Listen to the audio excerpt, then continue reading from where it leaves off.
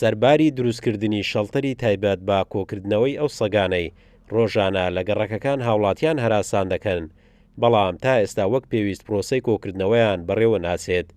ئەمە وتەی سەرۆکی ڕێکخراوی ئاژەڵ دۆستانە لە هەولێر. سا هەردەم لە زیادبوونە لەبەرەوەی بەخۆ دەزانێت ئێستاکە بۆ هەرێمی کوردستان سەگ ناکوژێ بەخۆی قەرارەکە بۆ زمانی حکوومەتی عێراقی. ئێستاش حکوومەتی عێراقی ئەو لەسەر قەرارە ئیش دەکات، بەڵام خۆشبەختانە وەکو هەرێمی کوردستان ئیش لەسەر قەرارە ناکەین کە سەگ بکوژرێ، بۆیە سەش هەروە لە زیادبوونە.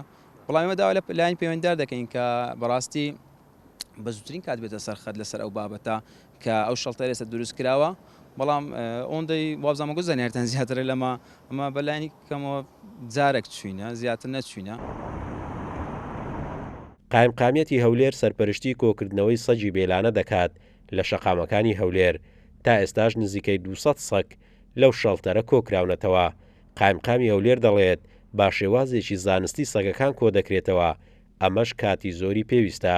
ئەمە و شلتەرە لە سەر ڕێگای گوێر تەواو بۆ کارەکانی لەسەر ڕوبەری 20 دۆنم دروست کراوە، هەم پێداویستیەکانیشی لۆدابین کراوە، ستافەکی کارژێری تایبەتشی لۆدانراوە سەرپەرشتی دەکەم بە هەمانگ لەگەڵ شارەوانی گەڕەکەکان دەست بە کۆکردنەوەی ئەو سەگانەکرایە، بەڵام ئەوە کاتی دەوێت لەبەرەوەی بە شێوەیەکی زانستیانە ئەو سەگانەکە کۆ دەکرێنەوە لەو شلتەرە مامەلەیان لەگەڵ دەکرێت و چارەسەری کێشەکان دەکرێت.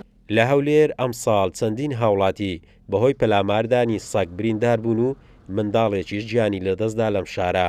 هاوڵاتیانیش دەڵێن هەنگاوەکانی ئێستا بۆ کۆکردنەوەی سەگ بە سستی دەبین و ترسی دووبارە بوونەوەی ڕووداوی پەلاماردانیان هێشتا لاماوە.